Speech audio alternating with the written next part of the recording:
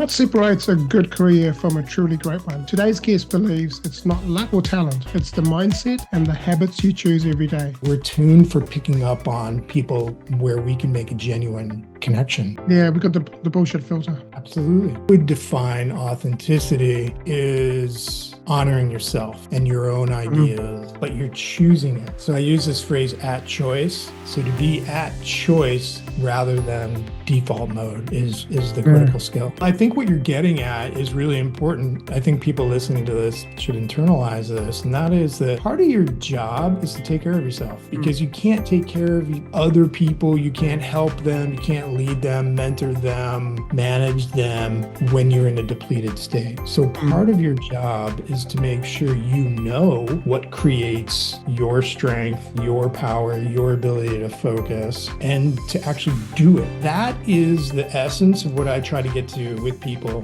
when I'm coaching them. I can talk to somebody for 30 seconds and figure out where they are on the resilience burnout scale. People that say things like, well, they didn't do this, or my boss wanted that. There's a lot of blame, there's a lot of pointing fingers. You mentioned before, we have our own seasons. You're going to have productive seasons, you're going to have unproductive seasons. Amazing, great, inspired phases, weeks, months, and you're going to have down periods. Today's guest is Andrew Hinkelman, a certified executive coach and former CTO and COO who now brings technology leaders, masters, and the balance between operational demands and strategic growth. I'm Anthony Dyer from the Champion Mindset Collective podcast. I'm your host, and I'm grateful that you're here listening or watching this episode. Would love for you to share this episode with your friends, your family, and your workmates. Haven't already done so, please subscribe to this podcast. This podcast is sponsored by AI Workflows. We help you work smarter, not harder. We help you get out of your the daily repetitive tasks and help you get freedom in your life. So if you're interested in understanding or learning more about AI Workflows, click the link in the show notes and let's have a chat. So Andrew brings 25 years of experience leading IT teams, including 8 years as Chief Technology Officer in a global financial services company. He collaborated with some of the biggest names in tech: AWS, Sony, Airbnb, LinkedIn, Stripe, Coinbase, Reddit, Twitch, and TripAdvisor, helping their leaders overcome challenges, build stronger teams, and create more balanced, fulfilling lives. After facing his own burnout in leadership, Andrew now teaches others on how to stay strategic, energized, and authentic in how they lead and grow. He lives in Seattle with his family, 2 dogs, and few paddle boards nearby. Let's welcome Andrew to the Champion Mindset Collective podcast. Hi, Anthony. Thanks for having me. Really excited to be here. It's an absolute pleasure, Andrew. It's great to have you here.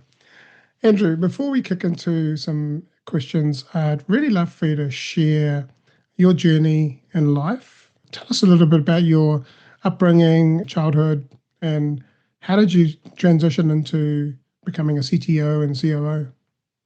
Sure, I'd love to. Well, let's start way back. I grew up on the East Coast of the United States in New Jersey, which is more or less a suburb of New York City. Think of New York City there.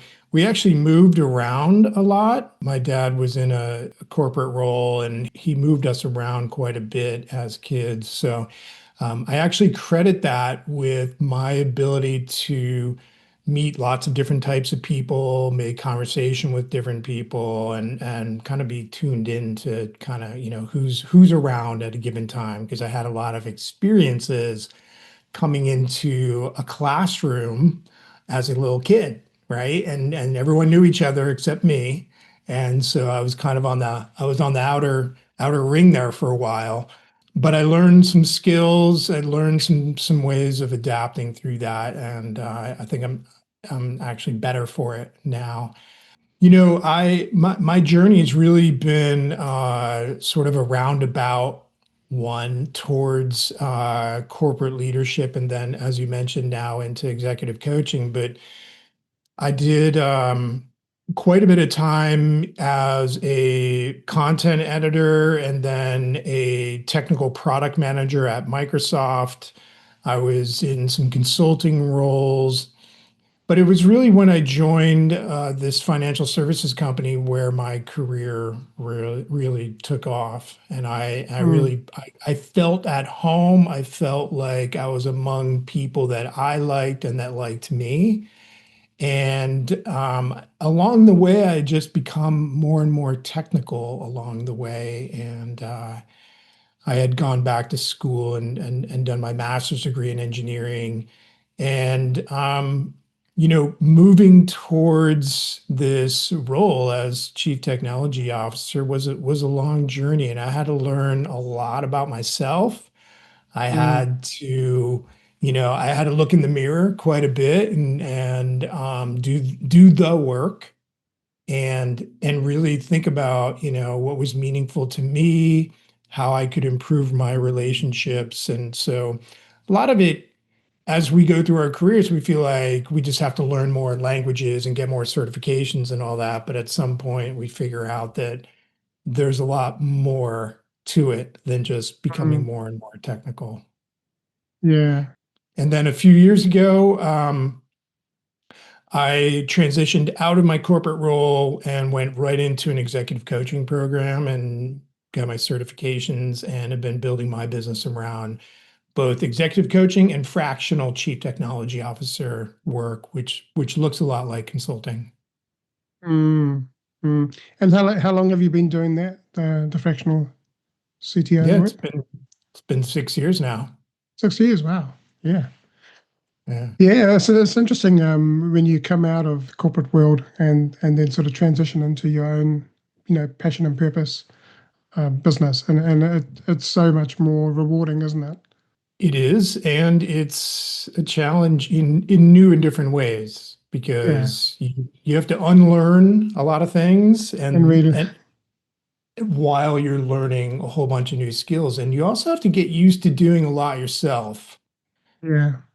I think as we grow our careers, we get used to having, some marketing people over there and some salespeople over there. It's all on you when you build your own business. Absolutely. I'm finding that out at the moment because I'm in that early stage of my business, and uh, Yeah, and the first few months was all me, and then now I've got a few people sort of joined, um, and it's been great because you're not just sitting there by yourself because entrepreneurship can be quite a lonely experience, right? It's quite a lonely journey, absolutely. Yeah, and to have some great people around you that can be there when you need that moral support and someone to sort of cheer you on and say, "Hey, you can do this, no problem." We're together. Yeah, it was funny because like a couple of weeks ago, I had a intern call me, and she said, "Oh, are you looking for an intern?" And I'm like, "How did you find me?" She said, "Oh, I saw you on LinkedIn." I was like, "Oh, okay." mm, And I had been thinking about the internships thing, having someone, and there it was. Yeah, the universe made it happen. So, yeah, yeah. so, Well, so, the gig worker thing is pretty great too. So these platforms like Upwork or Fiverr, mhm, where you can hire people. You can hire people for just a few hours here and there whenever you need them. They're pretty amazing. yeah. And I'm going to have to look into that as well because all of these podcasts I edit myself, and you can imagine the amount of time it takes to do the editing and Absolutely. so on. And then on top of that, I'm running my AI workflows business as well. Yeah, it's. You're I was just busy. saying, I was just saying to my partner yesterday that at some point I've got to have to outsource some of this work. Yeah, Andrew, in business and whether it's in corporate world or whether it's in your own business, burnout is quite common, and you're probably about the third or fourth people person I've interviewed on this podcast around burnout. So let's talk about a little bit about burnout to balance and your turning point. So can you take us back through the moment when you realized that you were actually burning out? It's interesting. I experienced the same thing as to what you're just alluding to, which is that you keep bumping into people that have some sort of story around Mm, burnout or some kind of experience. And the same happens with me in my executive coaching, where it seems to be more and more common And Mm, a lot of people are more aware of what it is. And I'll talk about my experience in a second, but just for everyone that's listening, I don't want anybody to think that burnout is a moment in time. It's really a continuum or a spectrum. And so at the beginning stages, you're kind of feeling tired and you're starting to feel worn out. mm, Later stages are much different, much more severe, and require a lot more work to get out of. But you never necessarily know exactly where you are, and you can kind of go back and forth. Maybe you do have a good vacation for a week or two, and maybe you reset yourself. But if you come back into the same habits, you're going to come back pretty quickly to a high level of kind of vulnerability and maybe a point of feeling sort of exhausted. For me, this was about 8 years ago now, and I didn't know anything about burnout. I didn't even mm, know I was in it. If I had spoken with someone from the outside, they probably would have, helped me. They probably would have said, "Hey, man, you sound like you're burning out." But I mm, had no idea. I really had no idea. And one of the things that happens, and one of your indicators really is, I would come into Monday and be exhausted already. yeah, So it would be like middle of the day on a Monday, and it was like there was no weekend or anything, and I was already exhausted. And Thursday or Friday felt like a year away. Like, wow. how am I ever going to get through all of Mm, Tuesday, all of Wednesday? And then you also start doing this thing like, I can't wait till Friday. Maybe I should just take Friday off. And, you know, like, how do I get to the not working, part of the week faster? So I would come into the week already exhausted. Weekends didn't seem to help at all. And the other thing that happens as you get deeper into it, and this is what happened with me, was there was a lot of apathy. And so mm, the example I like to use is in a normal environment, if your boss sends you an email, you're paying attention and you usually reply pretty quickly. You want to be responsive, especially with your boss. My boss would email me and I'd look at it and I'd just kind of, whatever. And it was mm, like that with a lot of things, People would ask me mm. things, and I was just like, you know, whatever. Didn't care. So it's pretty dangerous to let yourself continue into that cycle because it does Yeah, get worse unless you do something about it. yeah. I guess there's different reasons, right? Because some people there'll be some people who are starting a business and they putting all the hours in, right? And then there's the workaholics who just, instead of going and spending time with their family, they just constantly working, working, working. Yeah. And whether you're trying to do it for your career, trajectory, or whether you're starting a business. I mean, it's important. It's so important to have time out, and to pause and to slow down, because there's that saying, you've got to slow down to speed up, right? Yes. Yeah. Yes. And it's when you're in the slowness, when you're in the stillness, that the answers will come, because when you're going flat tack 100 miles an hour, constantly, Yeah. you're in stress mode the whole time, and there's good stress and bad stress. And I remember early this year I was pulling 16-hour days, um, because I had so many things going on and I was trying to do it all myself. And that's when I realized that I can't do it all myself, and I've got to, at some point, I've got to start building a team, and the way I'm doing it is I'm collaborating with other professionals who are contracting to me, and we're a team.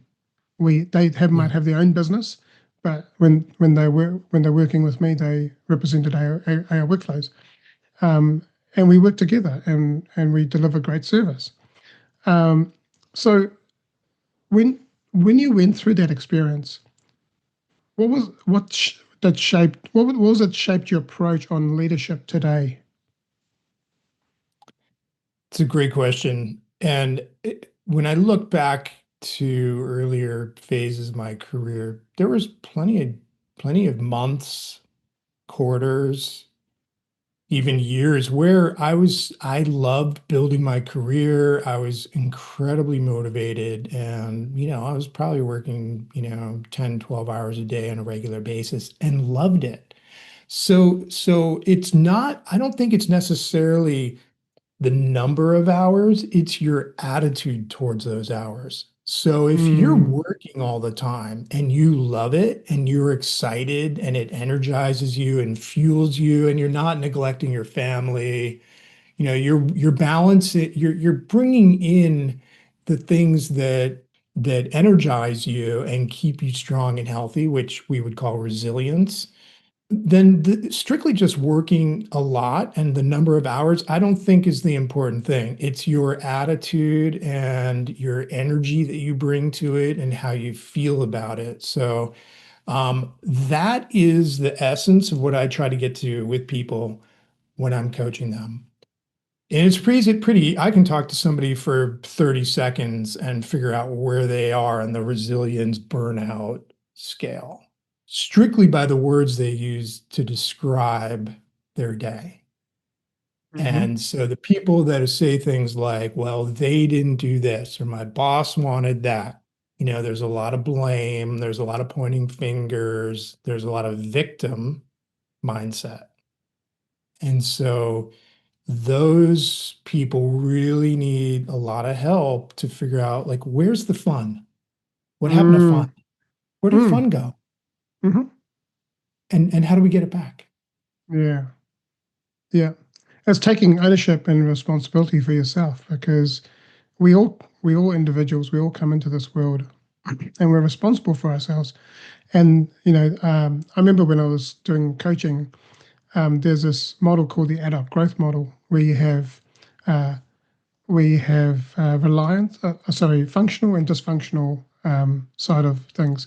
So when you're a baby, you're reliant on your parents, and that's perfectly functional because you can't do nothing, Yeah, right? But as an adult, if you're reliant on people all the time, then you're not taking ownership. You're on the dysfunctional side. Then you get to the rebellious stage, and again, when you get to the teenage, your brains are for reforming. So that's functional. But on a adult space, if you're rebelling, then that's dysfunctional. Then you get to the result stage and you go, okay, hey, I'm getting some results which I don't like here, and maybe there's some things I need to change. And you come to that realization that there's got to be some change. Whereas on the flip side, people don't want to change. They see the results, but they don't really care. They just want to be who they are. And I think that's such an important way to think about like where are you? Are you above the line or below the line? Are you taking ownership or are you blaming other people? Yeah. for sure. Yeah. And Mm, and are you evolving, right? Because what you just described is the phase that makes sense and is acceptable and appropriate at one time is not the same thing later on. And no. you need enough awareness to kind of go, that doesn't work anymore. I need to let go of it. Mm, yeah. So you got to ask yourself: are you revolving on the hamster wheel, or are you evolving into the person that you're meant to become? Right. Yeah. And And yeah. yeah, And life is about expansion. It's about growing and learning and changing and the seasons change. So why can't we change? You know, um, we're meant to change. We we're are meant to changing. change. Yeah, Yeah. yeah, exactly. So let's talk a little bit about the mindset shift from being a fixer to a strategic leader. Many leaders, especially in tech, tend to fix everything themselves. And I've experienced this myself where a group manager level, you're you're basically micromanaging every single facet of what your team's doing, right? And it just creates more havoc and chaos than actually empowering your team and leaving them to it and to do a great job, because the first you hired them in the first place because they had some amazing skills. Yeah. And then to control them is it's counterintuitive, right? So why do you think this happens? It's a really important question, Anthony. I want to back up a little bit and just say that this is something that happens to pretty much everybody. Mm, Happened to me. You just described your own experience. And let's think about this from actually what we were talking about before, which is like some things are appropriate for certain phases of your life, and then they become outdated, right? Typical situation is you go through college, you learn something, you have some level of expertise, you get hired for that. And as a young professional, you are fixing things, right? So mm, you're getting paid to fix things, especially as an engineer, right? You're fixing problems, right? You're probably not doing strategy and focusing on business results. You're not necessarily focusing on relationship building. You're literally hands on the keyboard fixing, and you're getting rewarded for that. So it's reinforcing the fixing.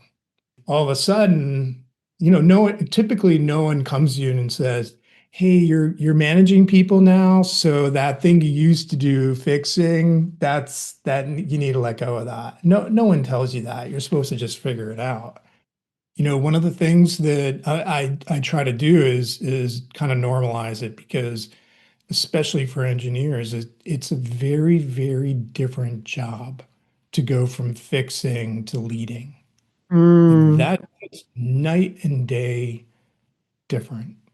And yes, there are people that just go through it naturally, but a lot of people get stuck and they get hung up there. Part of it is recognizing that you're playing a new game, mhm, right? You were playing cricket, now you're playing rugby, right? mhm, You mhm, you were playing, it's a new game with new rules, new success metrics, and your comfort zone needs to expand. mhm. So the fixing and the engineering was where you thrived and you were rewarded for it. And now you have to do this weird thing where you need to address conflict in your team. Well, who went to school for that? No one, No, it's not or taught at very few schools. people. Yeah. How do you resolve conflict?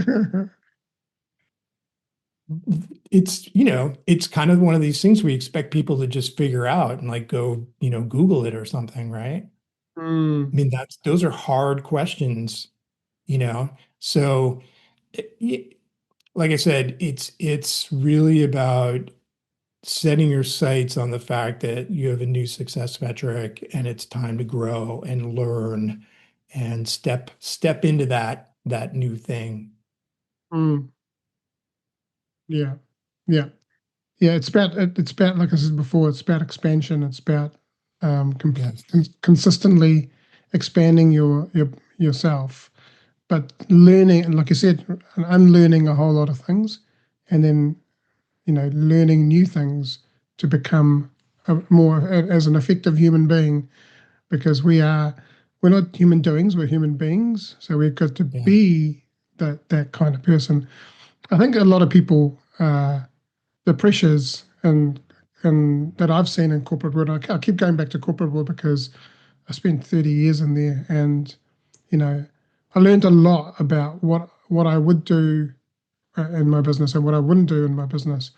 And I think, yeah, th- there's there's definitely pressures at the top level, but your team are there to help you, and I think it's important that we empower our people and not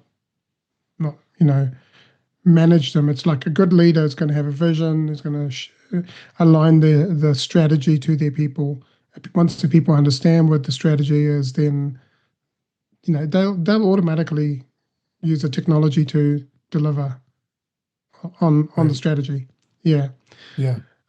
One thing I want to add to that, Anthony, is that, a lot of engineering managers, or let's say vice president of engineering, will say something like, well, I don't want to lose my tech chops. I don't want to Mm, lose all my technical skills. And so in their minds, they've created this dichotomy where it's like you're either technical and you're in it, or you're a middle manager and you're the first person that gets laid off, right? mm, My value is in being technical, and the thing that I can get hired anywhere, anytime is for my technical expertise. I don't want to give that up. And I tell people, don't give it up. Stay technical, right? Find 3 hours a week where you're going to do something that benefits that maps to a business strategy, right? mm, And mm, do it, continue it, push yourself, learn AI, learn machine learning, like those kinds of things. But recognize that you now have a team, and your larger success metrics are around leading that team. mm. So what I'm saying is I try to make sure people aren't going black and white here with Yeah. technical versus people. Yeah. There's got to be a bit of color in between. Yeah, absolutely. Yeah. And so talking about AI and machine learning and the advancements that we're seeing now in this current environment, what are your thoughts on leaders? Because that's the other thing is I've spoken to quite a few leaders who are scared in letting their teams embrace AI in the workplace. But reality is that people are using AI outside of work anyway. What are your Yeah. thoughts on how leaders could be more empowering and inclusive of letting people use AI at work? Well, using AI at work is going to be dependent on data security and data privacy. So the Mm, governance piece, you really mm, need to have that in place and know which data is safe for people to be using, where the data is going, like, what sort of vendor agreements, like what recourse you have if you're using a SaaS product or something. Um, but I think that there's a step before that where there are still a lot of engineering leaders right now that are dragging their feet. And then they have a lot of business stakeholders that want to move faster and faster, and they want to adopt the new tools. And I've seen a few times where really all an engineering leader had to do was create a program around it. Just name it, call it something, have a monthly meeting, mm, right?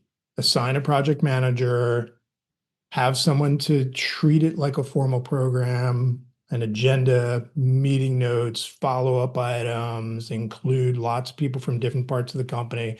The same way you might do like business continuity, disaster recovery, mm, cybersecurity, all of those things, right? You do that so that there's transparency, you have everyone on the same page, you can prioritize it, you have a forum to teach people like, hey, we just want to use this tool. Okay, well, we need to know, what are you doing? That's customer data. mm, How are we mm, keeping that safe? Do you want to end up on the front page of the New York Times mm. in a bad way? No, of So, course not. I think yes, there's a lot of teams that are moving too slowly, but a lot of them too, they need to open it up and just include more of the leaders from around their companies so that they can address some of the governance issues. Yeah, I mean, yeah, absolutely. I agree that the data security, data privacy, and also data sovereignty as well is very, very important. And I think there's definitely a need for some regulation around how data is used. Although, like you said, you could have a program that runs around that and have a project manager and people and have constantly having that conversation to build the trust with the people and the management. And also you could do things like like a monthly hackathon or something like that, where you bring different teams together and into squads, and you could then do a hackathon and get, have a little competition, have some fun doing work. Yeah. Yeah. Some R&D, right?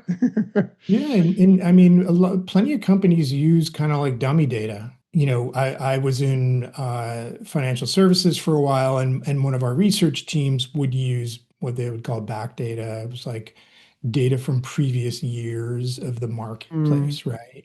mm, So they could use there's plenty of ways to experiment and test and do things like hackathons with data that's safe.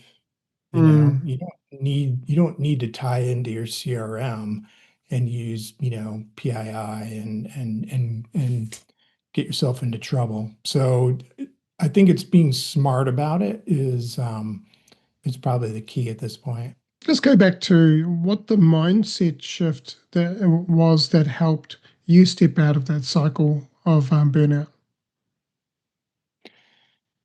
It's a good question, and I think it's a bunch of different things. One of the drivers for overwhelm, for feeling stuck, for burning out, all those things is where you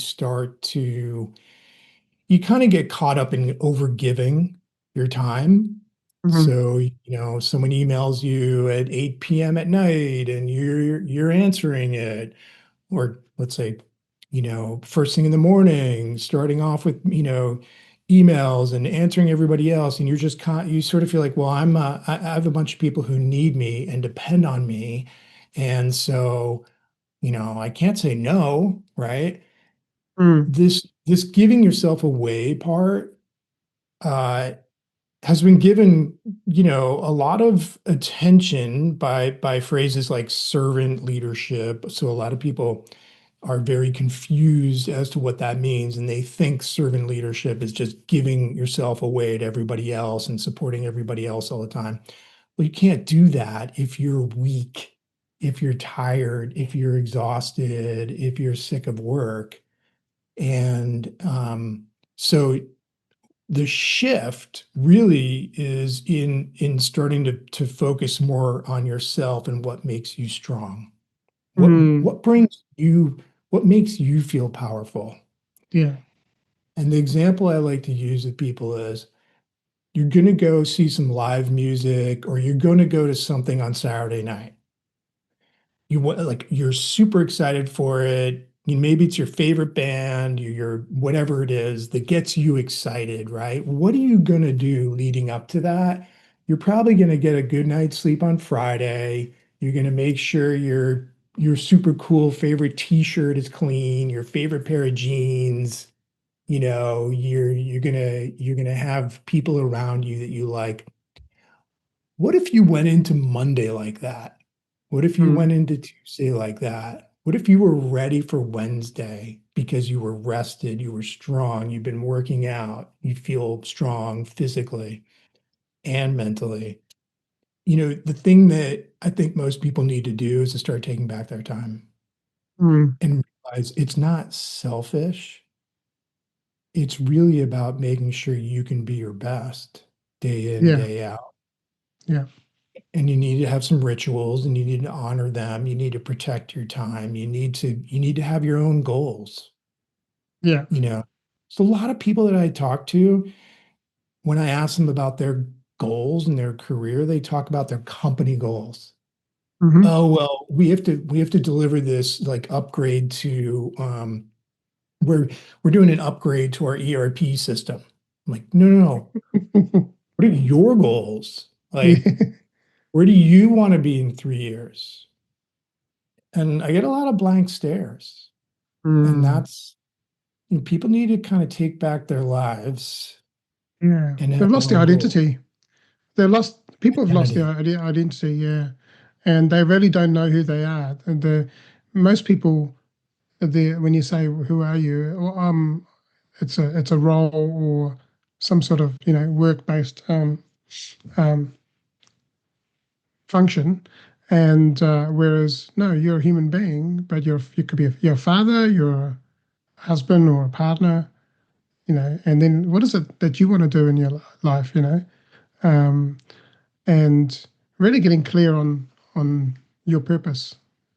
And again, a lot of people find that the word purpose really confusing. Very. Yeah, yeah, really understanding what, because I think of it as my purpose is something out there, but actually, no, what is your purpose right now? You know, Yeah. my purpose is to support my family. My purpose is to be a husband or a partner. My purpose is to look after myself. And when you get on a flight and the the flight crew, they say put your oxygen mask on first before you help other people.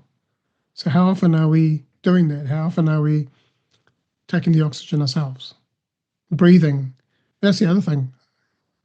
People think they breathe, but they're not. They're just existing. Yeah.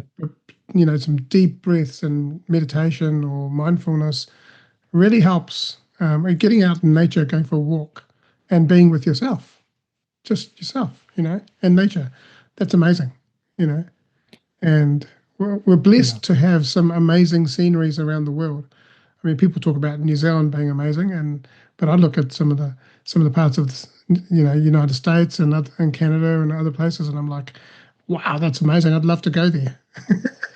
Right. Yeah. Yeah. Well, I think what you're getting at is really important, and I think people listening to this should internalize this, and that is that part of your job is to take care of yourself Mm, because you can't take care of other people, you can't help them, you can't lead them, mentor them, manage them when you're in a depleted state. So mm, part of your job is to make sure you know what creates your strength, your power, your ability to focus, and to actually do it, you know? And if you think about it from a company perspective, people who are running a company don't want their employees showing up in a weakened, depleted state. no, They didn't hire you for that. They hired you because they want your ideas and they want your input and they expect you to come in feeling strong and positive and able, feeling competent, feeling able every day, not depleted, not worn out. So why are you doing it? It's kind of an interesting question that people need to ask themselves. Like, why am I doing this to myself? mm, mm. Kind of have Yeah. to look in the mirror. Yeah. I feel that people aren't actually aware of what they're doing. We're living so unconsciously that we're just on autopilot the whole time, and we're not actually slowing down to be conscious about what's happening for us, right? And for, like you said before, are you being a victim? Is that we always think that things are happening to us, and but actually, there's actually lots of things happening for us if we only really took the time to, as I say, smell the coffee, right? Yeah. And be present and actually go, the coffee smells amazing, or this bite of whatever I'm eating it tastes good and it feels good. I I think think slowing down is so important. the reframe that you just mentioned, what instead of why is this happening to me? Why is this happening for me? If there's one reframe or one takeaway that might be the most important one, I think it's that. Mm, Why is this happening for me? mm. Because it immediately shifts you into a learning mindset. Like, Curiosity, yeah, huh, what am I supposed to learn from this situation? It's really critical and it's very, very powerful. Like, why is this happening for me instead of to me? It's incredibly powerful. yeah. And how can leaders start developing that trust in their teams instead of trying to control everything? Control. We talked a little bit about this from a tech perspective. If you're an engineer, but how can they how can they build that trust? And we also talked about the AI side of it, things, right? So yeah. Yeah, it's a good question. Blind trust will get you fired. Hmm. Trusting without verifying puts you at risk and can get you fired as well. Giving someone on your team too much control, too much authority before they're ready for it can get you in a lot of trouble. So the thing is to look at trust as something that is built over time, and you need to really start with the lowest risk items. So if you and I are just getting to know each other, I'm not going to give you administrator access to all of our platforms, right? I'm going to say, hey, Anthony, let's see how it goes installing this over here in this isolated environment and make sure kind of check all the boxes and everything. You start small, right? Low risk. And as time goes by, you sort of build that relationship, you build trust, but it's incremental, and you always want to start with low risk, low visibility items until you have a track record, right? And once you do have that track record, or someone has that track record with you, they're going to make mistakes, and you need to be all right with it, you know? Mm, And mm, until you see a pattern, if you start to see a pattern, like, look, they were doing really well over here, but then they started to make a lot of mistakes. Let's bring it back a little bit. But I want to emphasize it, it's starting small and paying attention to the level of risk that's involved. yeah, totally agree. Thank you. Thank you for sharing that. Habits that drive authentic growth. You talk about like habits that are either self-limiting or empowering. What are some of the habits that you've seen transform leaders' careers? Well, one of the things that I think is really, really critical right now, and I'll borrow a little bit from Cal Newport, who is a Hmm. professor of computer science at Georgetown University. And he is pretty much all of his writing and his teaching centers around the idea of deep work. And he has multiple books and everything. But at the end of the day, there are a lot of people out there that recognize the trap of being around your phone all the time, of being online all the time, of caring too much about social media, the trap of having all of your notifications on all the time, right? There's science and research about all these things. They're making us dumber, Hmm. right? We're in it, our ability to focus is just going away, right?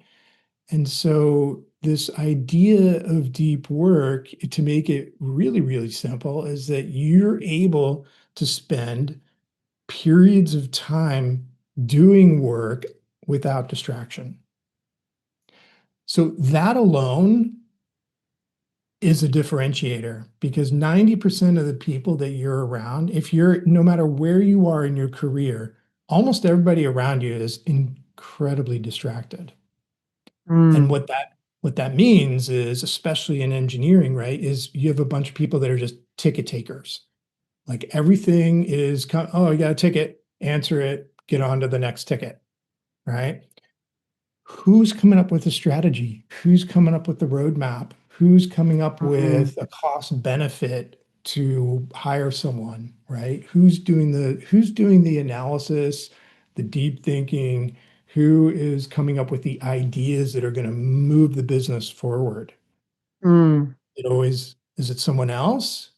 Well, whoever it is someone who's figured out how to carve out time to be focused and to really honor that time day to day, week to week.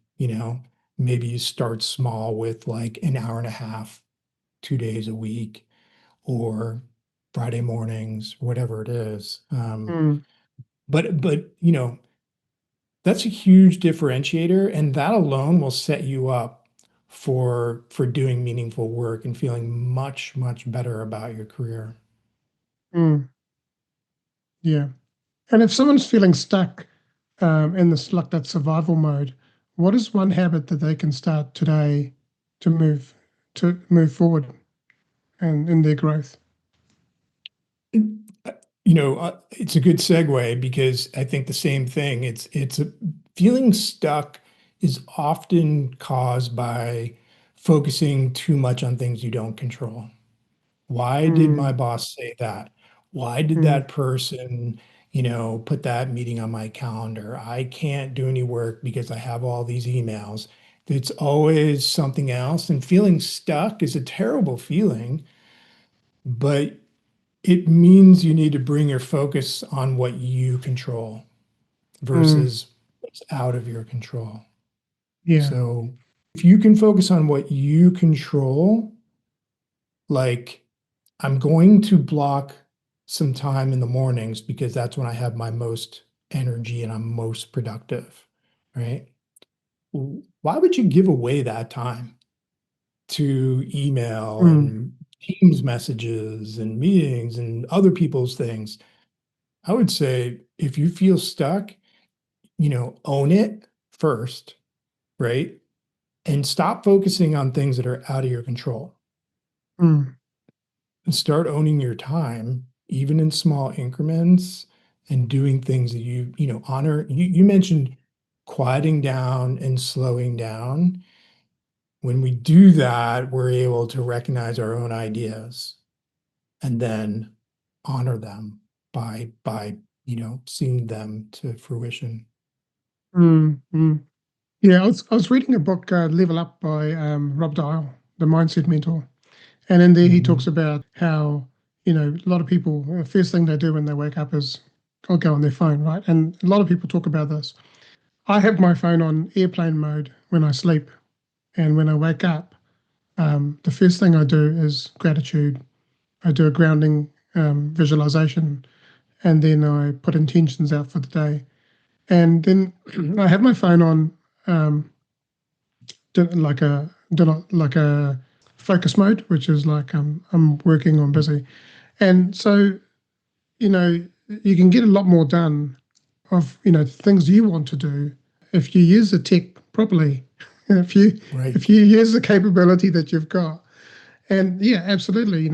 Every social media platform and everything's email is just the notifications are just going to keep coming. And when I turn it back on, I will get like literally notification after notification after and I just leave it. I just go bzz, bzz, bzz. When it Yeah. quietens down, then I go and have a look at the things Yeah. that I want to look at. Right, so then you're in control of what, not the notifications being in control. And for me, as long as I've got my calendar and I've got things I've got to do, then that's the most important part. Everything else comes secondary, right? And so that's how I manage myself. And I'm sure I could do it better, but that's how I do it. Yeah. You bring up a great point, which is now finally most of our tools and our devices have have features that allow us to better manage, our distraction or notifications or whatever it is. It's sort of like, the blue light filter that's built in now with all the phones and laptops and everything, so that you're not getting blue light late at night and so that you can sleep, right? Like science and neuroscience and biology, all of the research is catching up to where we are. And, we have a lot more information, a lot of it's evidence-based now for a lot of these things that we sort of intuitively knew. Like I used to complain to my kids about not having their phones in their rooms. Like leave your phone in the kitchen when you go up, and they're like, Mm, you know. yeah. Yeah. Now they thank Yeah. me about it Yeah. now that my, they're my, older. Yeah, my partner and her kids, they have a rule that there is a certain time of the day that they can go on their devices, and it needs to be in the lounge, where in a common area. Um, and I think that's great. And sometimes also no phones at the dinner table and things like that. So, For like, sure. yeah, yesterday, I was having dinner and my watch buzzed, and I looked and there was a notification from someone. I was like, "Oh, this is quite important," but I went, "No, just finish your dinner first, then you can go and give yourself five Right. minutes, right?"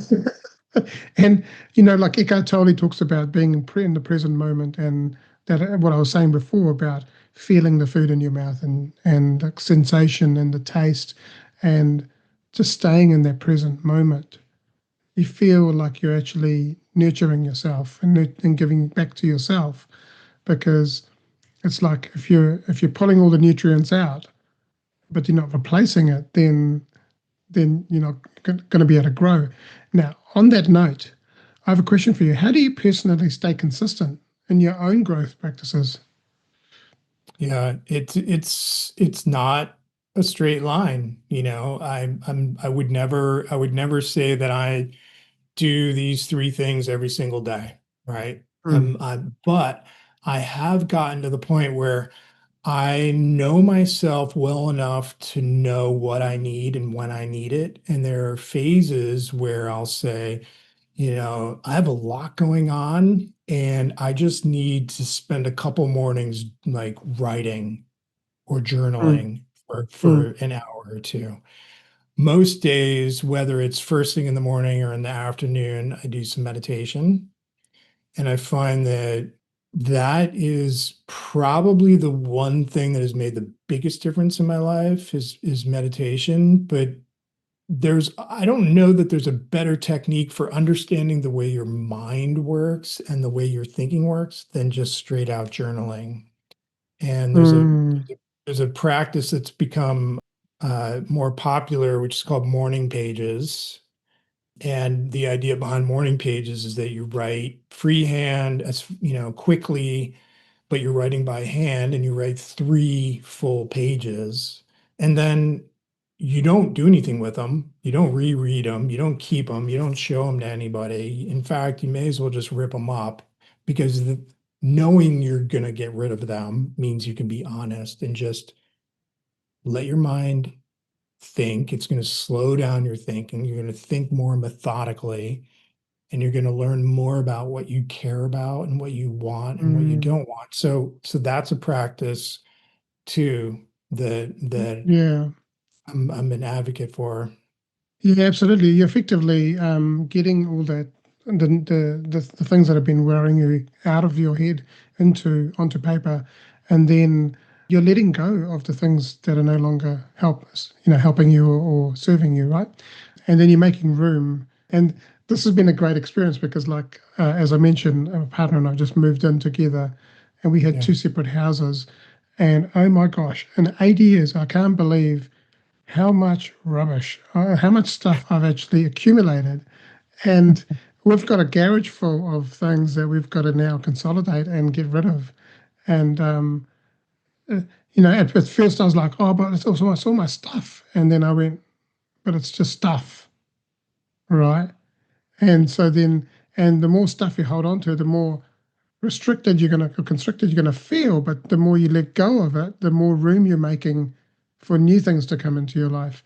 And I think it's so important that the more the room that we make and let go of things that are no longer helping us, um, that we then make room for all the amazing things that are really meant for us, or are there waiting, in another parallel universe. There's another version of you that's actually um, succeeded or doing amazing things.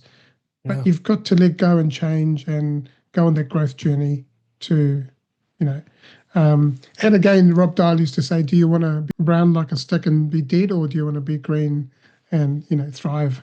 And I love that. How do you want to be actually the the stem and the leaf and the plant that grows, or do you want to be like the stick part of the plant? So let's talk a little bit about energy and authenticity in leadership. So, Yep. um, why do you believe authenticity is such a powerful driver for leadership success? Well, let's pause for a second and just say, what are we talking about when we talk about authenticity? Because I Mm, think a lot of people think about it in different ways, and we hear the words kind of tossed around a lot. And mm, the way I would define authenticity is honoring yourself and your own Mm, ideas, mm, the things that you need. So if I'm wearing myself out, not taking care of myself, I'm giving myself away, and that's making me agitated, short with people, all of that. I wouldn't call that being authentic. Not and trying to be someone I'm not. Like mm, I need to be like that, and I need to be dressed like that, or I need to have a haircut like that, or that person. Being authentic is knowing and becoming aware of the things that you care about and honoring your ideas. So, mm, you know, that's my definition of authenticity. But back to your question, it's powerful because as humans, we have this incredible skill for picking mm, up bullshit, right? And this is why people make jokes about used car salesmen, right? mm, So the cliche around or the stereotype around a used car salesman is that they're just going to say anything they can to get you to buy that junky car, and it's probably going to fall apart as soon as you get home. But we pick up on that. We're tuned for it. In your company, the people that are super political versus the people that are very genuine. You know, mm. when you have a problem, someone in your family is sick, or you have something going on personally, the response you'll get if you go to the one person versus another. We're so tuned. It must be a survival instinct from a million years ago, right? So I think that's why, like we're tuned for picking up on people where we can make a genuine connection. Yeah, we got the bullshit filter that Absolutely, absolutely. yeah, exactly. And it's your gut. It's your gut brain telling you, your gut feel that this is not someone's not being their genuine self, right? And the authentic self. How can leaders be more balanced and when they're meeting organizational goals and expectations? When you have your own set of ideas and you understand what your team needs, and you can you can kind of frame that in terms of what the business strategies are, what the opportunities or the projects are, I think that's where the sweet spot is. So you're a leader, and authenticity, like we said, honoring your ideas, honoring yourself and what you bring to the situation, along with those business goals. Like, hey, we're doing new product development, and we want to launch this product in 6 months or whatever. You have somebody on your team that wants to manage the program in developing that product. You can assign that person. You have a lot of flexibility and a lot of ability to help people grow by aligning their needs and interests along with your own to those business strategies. So in some ways it's a syncing up of what Mm, makes you authentic and a caring leader with what the actual company needs. mm, So I think that's where there's a lot of magic, and it's like using those opportunities that come along as chances to grow, chances mm. to see team develop, you know, using it, using those as ways of developing people. Yeah, yeah. Now, talking about developing people, there's the next generation of tech leaders. Um, you work with a lot of high performing tech executives. First, this is the double barrel question. First of all, what separates the good from the great? And also, how do you help these leaders shift from being technical experts to being more inspiring leaders? It's a little bit different for everyone, but one of the biggest pieces here in helping these guys shift um, is understanding where self-awareness comes in. Mm, Ultimately, we don't want to be operating on default mode. Mm. Something happens, there's an outage, your business, some people in the business are angry, they're calling you, they're emailing you, there's a frantic thing.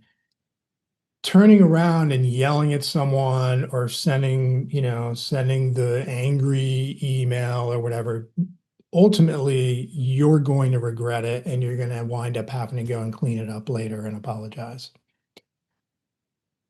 Developing self-awareness is literally the critical skill that separates the person that stops at vice president from the person that can go on to a C-level role, found a company, start their own business, do the things they dreamt of, because you can then be at choice. So imagine a situation comes up, and instead of automatically being angry, frustrated, feeling like someone wronged you, imagine choosing your reaction. So Mm. when I say self-awareness, I'm talking about the ability to pause. You take a beat and you go, what's needed for this situation? The funny thing about that is a lot of people take that as, well, don't ever get angry. And I say, no, that's not it. There's a time for anger. There's a time for frustration. If your team constantly is doing something that you've told them not to do or to do differently and they don't listen, you may be in the best mood you've been in weeks. But when you go into that meeting, it's time to be frustrated. It's time to throw the pen on the table. It's time to slam the door. It's time to show them that it matters, but you're choosing it. So I use this phrase at choice. So to be at choice rather than default mode is the Yeah. critical skill. Yeah, it's not, you're not just doing that automatically, but you're actually choosing how you respond rather than reacting to a situation. Right. Yeah. Yeah, Yeah. You're yeah, it's so choosing. important. Yeah, you're choosing, yeah. What advice would you give aspiring CTOs or executives who want to grow without losing themselves in this burnout process and this whole process we've just been talking about? Getting to know the things that you really want. And I'll make it really simple and really, really tactical. I give an assignment to almost everybody I work with, and it's this: write down 20 things that you want, and then tomorrow, write down 20 more and keep going and rewrite your list. And when you get to 100, rewrite it again. Oh, does it? You Yeah. need to know what the things are that you want. Mm, And by doing that, you're going to get through all of the sort of lame things like I want a new car, right? mm, I want a new title, I want more money, right? The first five are going to be I want more money, I want a bigger house, I want the title, you know. It's when you get to like number 20 or 30 when you start to say, I want to be able to make my own decisions. Oh, so what does that look like? Right? How does that come into this? Right? So what we're doing is peeling back the layers there. So get to know yourself, know what you truly want, and then start to trust yourself and honor those. mm, But it's not a mm, one-time thing. I think you may have gone through this too, growing up and in your younger years in your careers, like maybe you had a Saturday morning where you got up early and the house was quiet and all that, and you spent some time like doing some writing or thinking or whatever it is. And then 3 or 4 months go by and maybe you get a chance to do it again. Well, the people that are really making a difference in their lives and living amazing lives are doing that a couple times a week. mm, mm. You got to keep checking in with, what is it that I want? Am I actually working towards it? Am I living the life now? And it's being that person now, not because there's no future, there's no past. It's only the present moment. So, Yes. right. Yeah. Well said. So, Yeah. yeah, Eckhart Tolle talks about that in The Power of Now, and amazing book. Now, Andrew, if people have been listening to this episode and they've really resonated with what you shared, how can they get in touch with you? Best way to get in touch with me is through LinkedIn. I'm pretty easy to find. Just Andrew Hinkelman. I think I'm the only one. Maybe not, but I'm pretty easy to find. And to take that a step further, definitely don't hesitate to connect with me. I accept pretty much every connection request that isn't like a blatant sales request. There's also a link right below my name on my LinkedIn profile that says book a discovery call. Mm, And, I'd invite everybody to do that and, introduce yourself. It's not a sales call. I'm not trying to convince you to do executive coaching, but I do treat those as a coaching experience. So come get an hour of free executive coaching, bring an issue that you're struggling with, and you can get a feel for what coaching actually is, and mm, you'll come away with some ideas and some insights. yeah, that's awesome. That's great. We'll put those in the show notes, the link in the show notes, so Perfect. that people can. Yeah. Now, Andrew, we're at the quick fire questions, so you can choose to answer these 6 questions in a single word or a short sentence. First one is, how do you define success, and has that definition evolved for you over time? I define success now as family. It used to be money. Who's been your greatest inspiration and why? I'm going to give you a little bit of a obscure answer to that, and I'll say that authors are my greatest inspiration. I have been a lifelong reader. I read all the time, and I'll say that anybody who has ever written a book or written something long form knows how incredibly difficult it is, and that to me is incredibly inspiring. Mm, totally. Yeah. What is something that you believe that others may disagree with? Mindset. And I'm not just saying that because I'm on your podcast and it's called Champion Mindset, but I really honestly believe that mindset first is the path to all things. Forget your technical skills, forget your education, forget where you came from. Your attitude and energy and your mindset are the thing that is going to make your life amazing. That is the foundation to everything you do, right? It Mm, absolutely is, and you don't stop learning. There's not a point where you say, "Oh, I got my mindset." It's always evolving, and there's always more that you can learn from it. yeah, 100%. If you could go back and give young Andrew a piece of advice, what would that be? Relax, take it slow down. Yeah, I think it's relax. I was like a lot of people, I was anxious, but also very much sort of a ambitious, wanting more, more, more, never resting. So relax, look around, go for a walk, What is one message that you'd like to share with the world? put down your phone, go outside. I think it really boils down to that. People glorify Steve Jobs and a lot of the guys that have, you know, built incredible companies. And my attitude is a little bit like, that's nice, but what we really need is to go outside. So put down the devices and go outside. Yeah, and connect with the Mother Nature. Connect with nature because that's what's going to feed you and energize you, right? When we're grounded.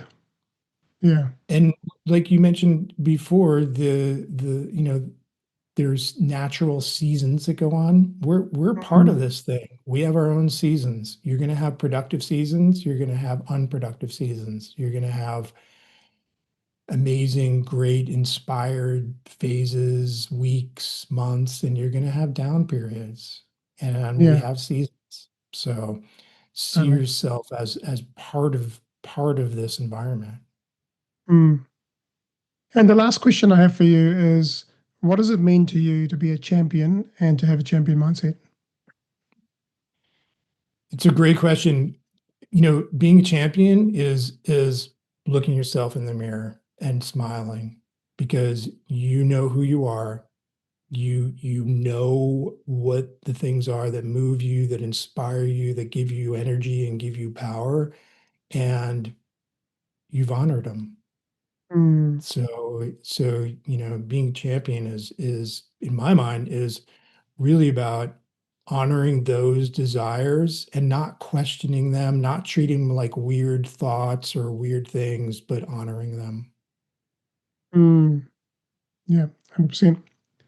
Andrew, thank you so much for sharing your story and your wisdom and all of the amazing insights that you've shared with us today.